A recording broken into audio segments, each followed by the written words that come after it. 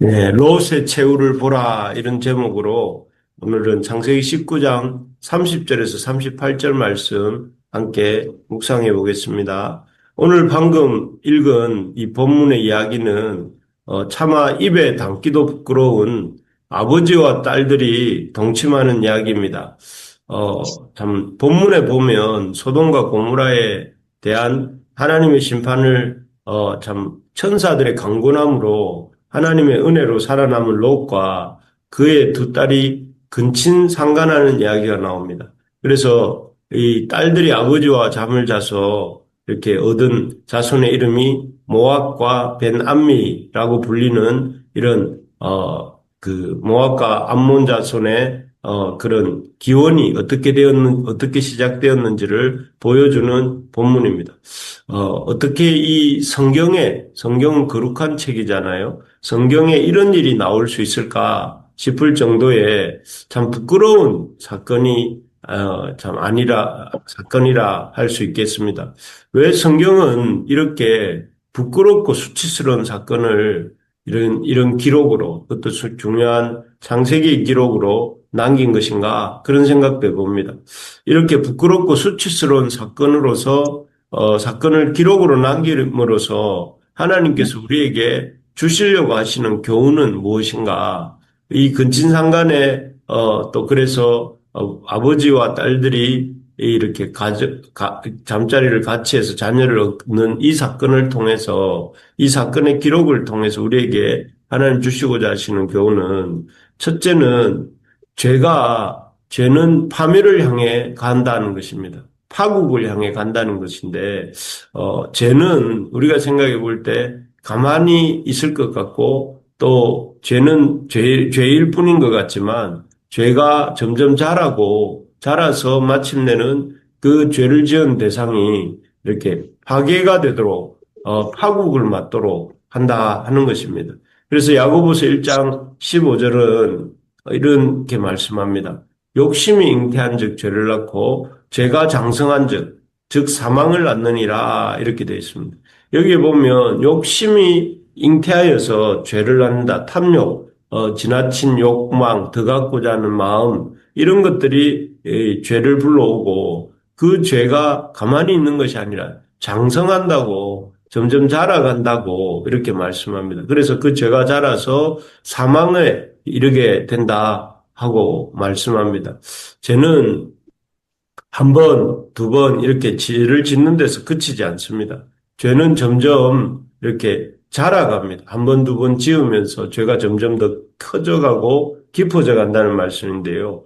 죄가 자라갑니다. 그래 자라가서 그 죄에서 이렇게 그 이 죄를 지은 대상이 그 자체가 완전히 끝장이 나도록 파멸하도록 파국이 이르도록 한다 하는 것이죠.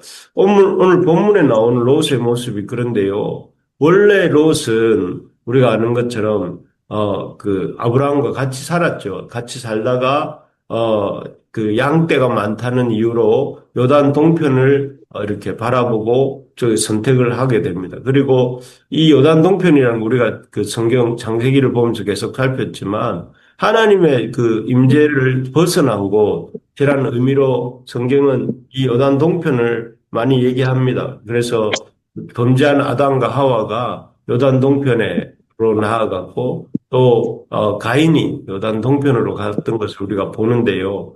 그런 것처럼 지금 여기 나오는 롯도 요단 동편을 좋게 보고 요단 동편으로 떠납니다. 약속의 땅 가나안을 떠나서 요단 동편에 머물다가 또 그 요단 동편에 있지 않고 요단 그 소돔성 근처로 갔다가 소돔성 근처에서 다시 소돔성 안으로 옮겨서 살았죠.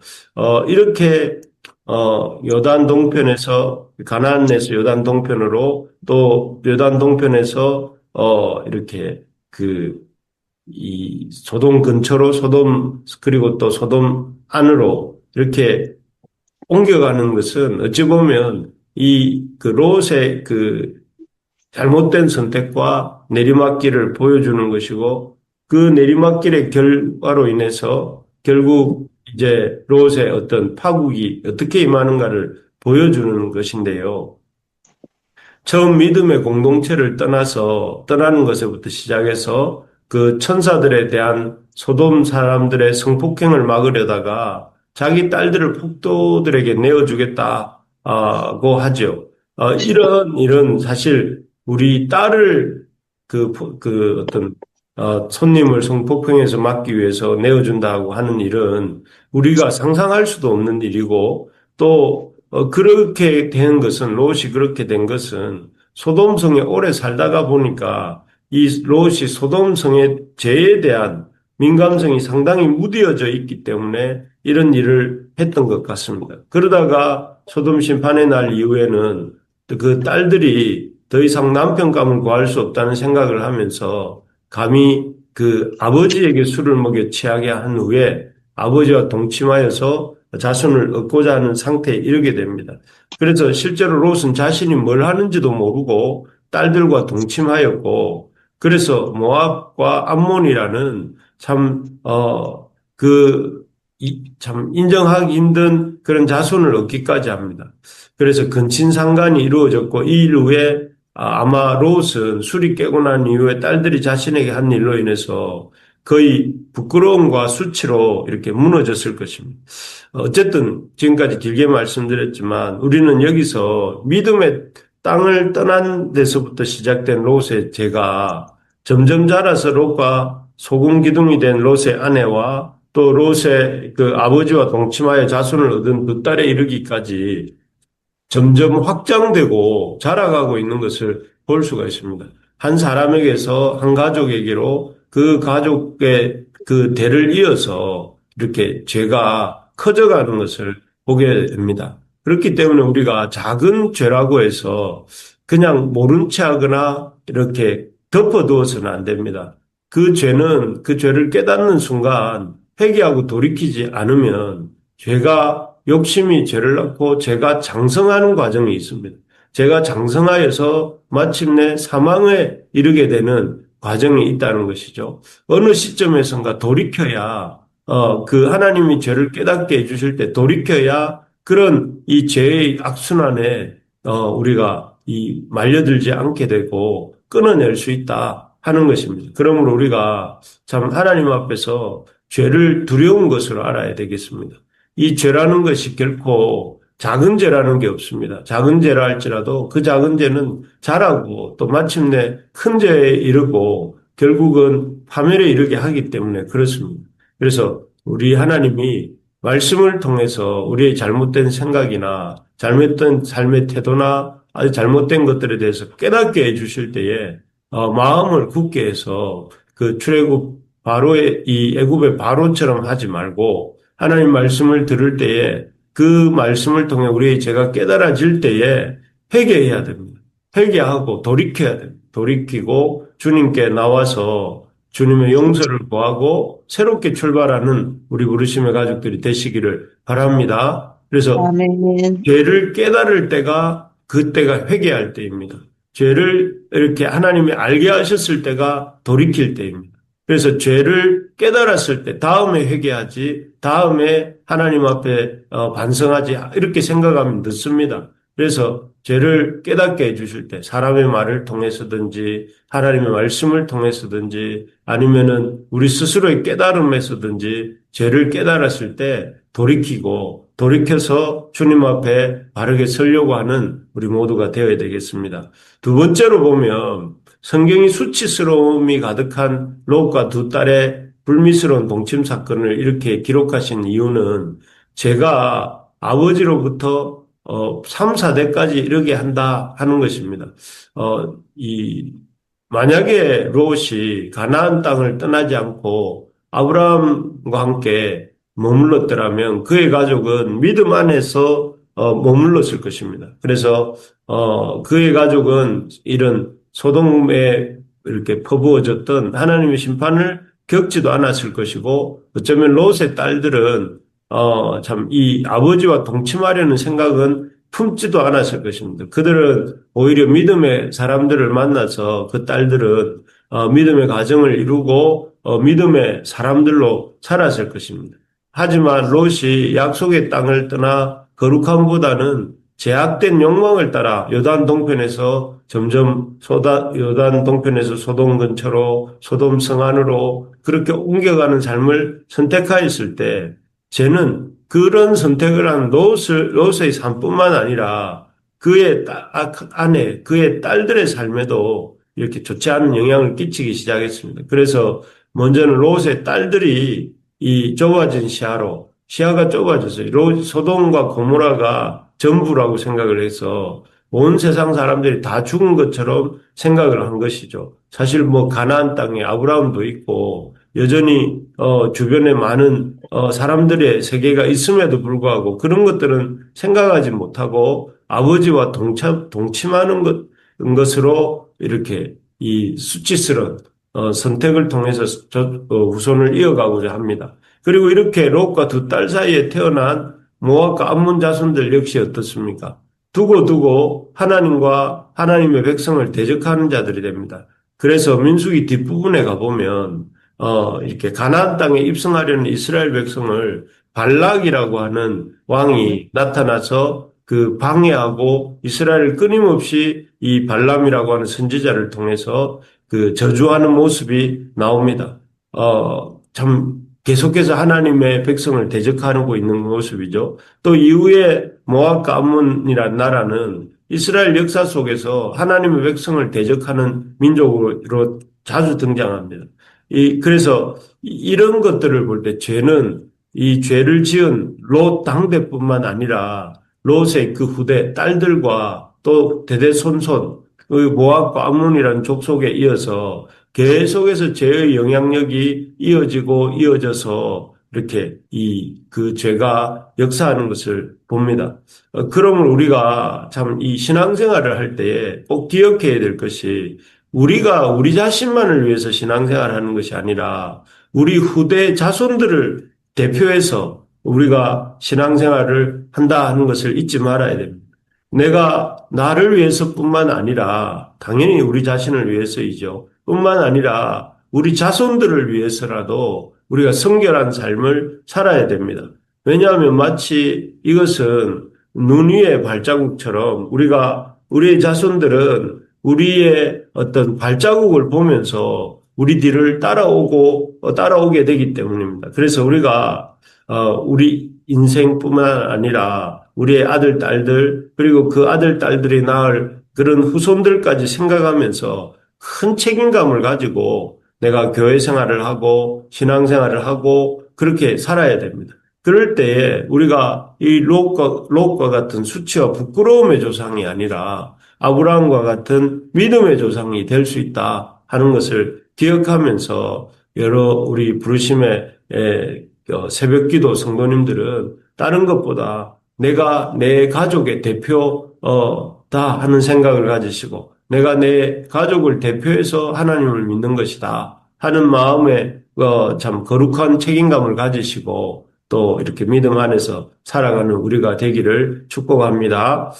마지막으로 이 성경이 이렇게 수치스러움이 가득한 롯과 그 두 딸의 불미스러운 사건을 기록하고 있는 이유는 첫째는 앞에서 말씀드린 것처럼 죄가 파국을 향해 간다 하는 것을 보여줬다면 두 번째로는 이 죄라는 것이 그 당대뿐만 아니라 3, 4대까지 이렇게 영향을 끼친다 하는 것을 보여주시는 것이라면 마지막으로는 이 두 딸의 불미스러운 동침 사건을 기록하고 있는 이유는 이런 죄의 악순환을 끊는 길은 회개밖에 없다 하는 것을 보여주시기 위함입니다. 사실 오늘 창세기 19장은 롯의 입장에서는 성경에 롯의 이야기가 등장하는 그 창세기의 롯의 이야기가 등장하는 마지막 사건입니다. 참 롯의 삶이 이제 이 이후에는 19장 이후로는 롯의 이름이 나타나지 않습니다. 롯의 이름이 더 이상 언급되지 않고 롯은 이제 역사의 뒷무대로 이렇게 사라지게 되는데요.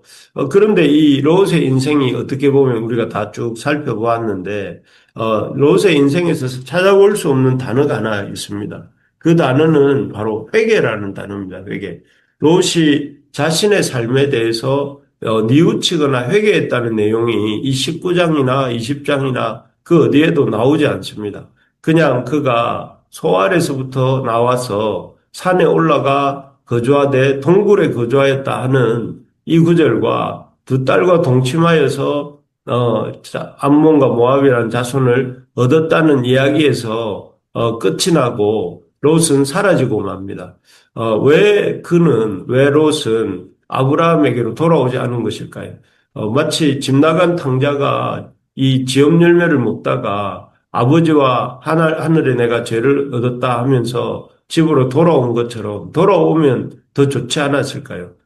좋았을 텐데 그는 결국 아브라함에게로 돌아오지 않습니다. 돌아오지 않았고 앞에서 본 것처럼 그 굴에 거주하고 있었습니다. 두 딸과 함께 그 굴에 거주하고 있었는데 결국은 참 이 모습이 이 그가 왜 그런 죄의 악순환을 끌어내지 못했는가? 그리고 왜 그의 딸들과 그의 후손들이 이렇게 하나님을 대적하는 자들이 되었는가를 우리에게 짐작하게 해줍니다. 그것은 돌이키지 않았기 때문에 회개하지 않았기 때문입니다.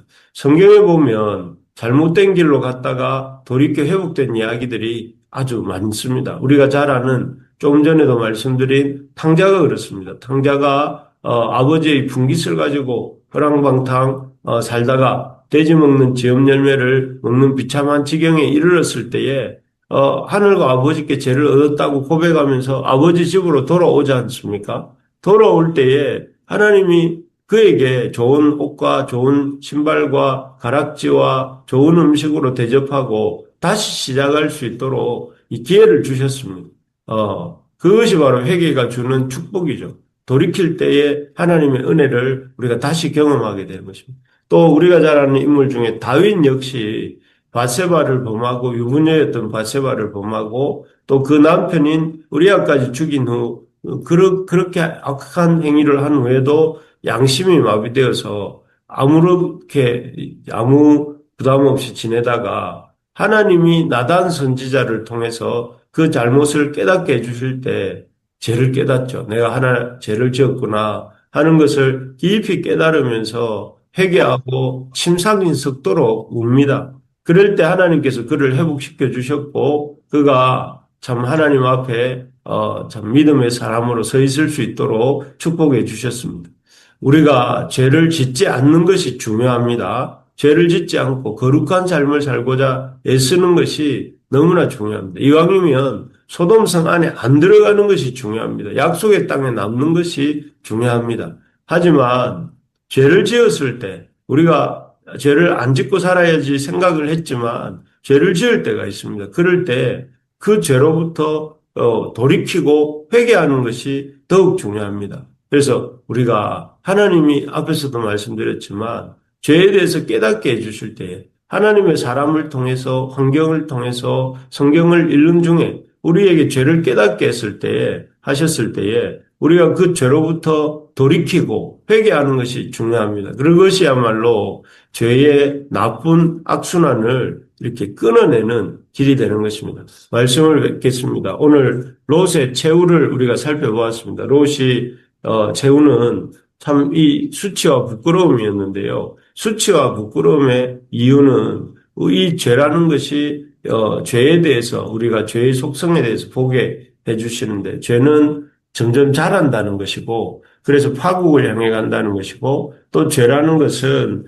우리에게만 영향을 끼치는 것이 아니라 우리 자손에게도 영향을 끼친다는 것과 그리고 이 죄를 끊어내는 길은 회개밖에 없다는 것. 그래서 우리가 하나님 잘못을 깨닫게 해주실 때에 즉각적으로 돌이키고 주님 앞에 나아가는 것이야말로 죄로부터 우리가 놓여나는 해방의 길이다 하는 것을 기억하면서 오늘 하루도 살아가는 동안에 우리 주님의 이 말씀 기억하고 잘못한 것들이 잘못하지 않아야 되겠고 잘못했다면 또 돌이키는 또 그리고 하나님 앞에 우리 자손들을 생각하면서 믿음을 잘 세워가는 그런 복된 하루가 되시기를 주의 이름으로 축복합니다. 아멘. 아멘. 네, 우리 오늘